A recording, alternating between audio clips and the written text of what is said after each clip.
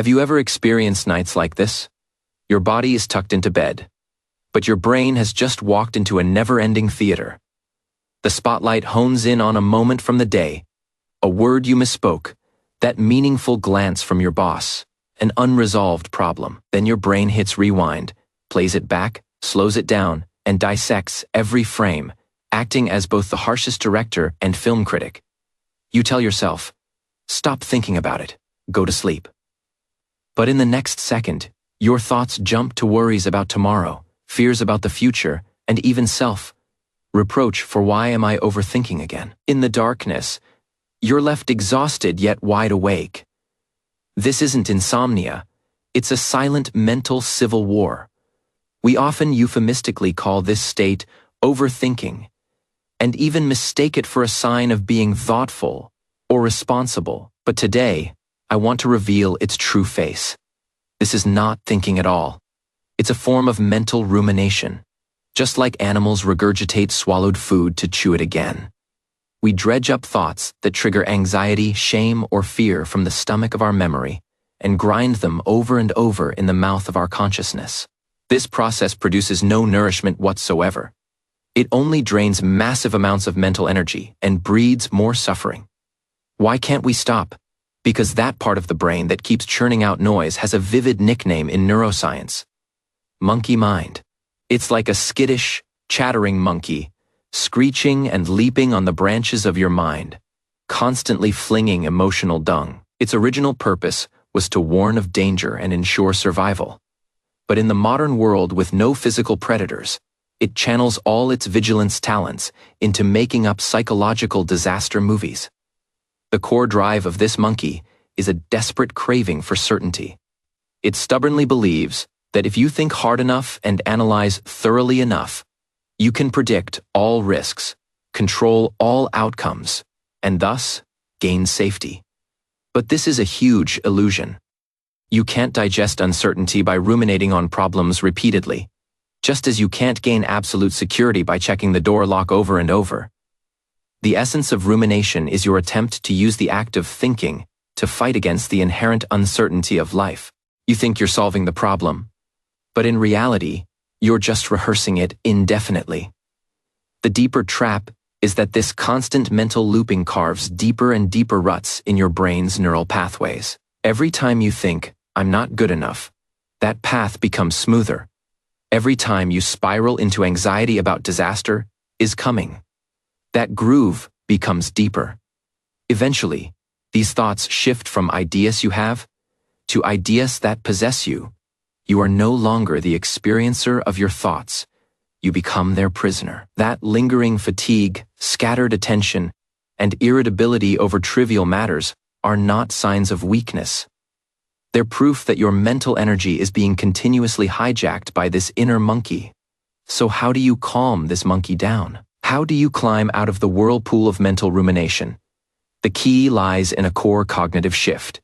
You don't need to, and can't stop thoughts from arising, but you can change your relationship with them. You don't have to win a war against your thoughts. Instead, you can learn to stand up from the trenches and become an expansive sky, allowing clouds' thoughts to drift in and watching them drift away. Here are 3 simple, yet profound mental decluttering exercises. They don't teach you to stop thinking. They teach you to think differently. The first exercise is moving from engagement to awareness. Label your thoughts. The next time you catch yourself spiraling into repetitive thoughts, try taking a gentle cognitive step back. Don't follow the content of the thought. Don't analyze whether it's right or wrong. Instead, observe the thought itself, like a calm naturalist, observing a rare creature. Silently name it in your mind. Oh, this is a catastrophic prediction. Or, look, here comes that self-critical story again. Or even, this is a ruminative memory about the past.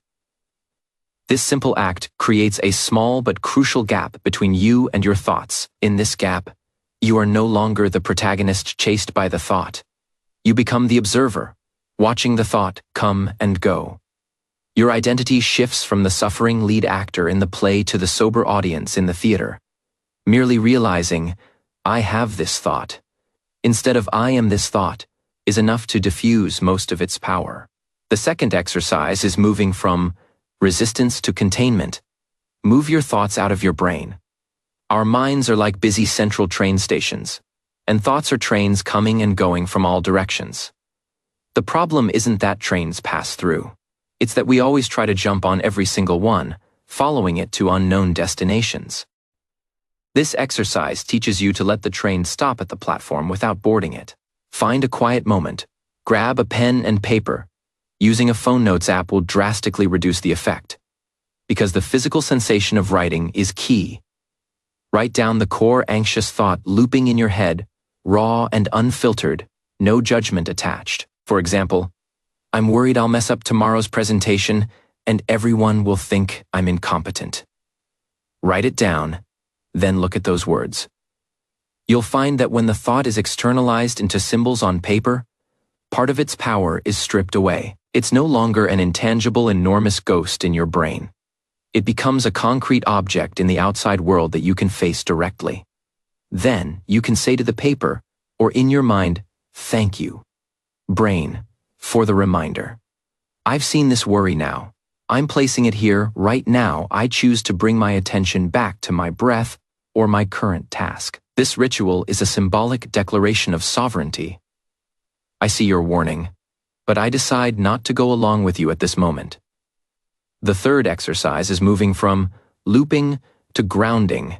Activate your sensory radar. Mental rumination is purely an intracranial activity. It happens in the virtual time and space of the past and future. The most powerful way to pull yourself out is to activate your body and anchor yourself in the here and now. And this is called grounding technique. When you feel overwhelmed by your thoughts, immediately do this 5 to 4, -3, -2, -1 sensory exercise.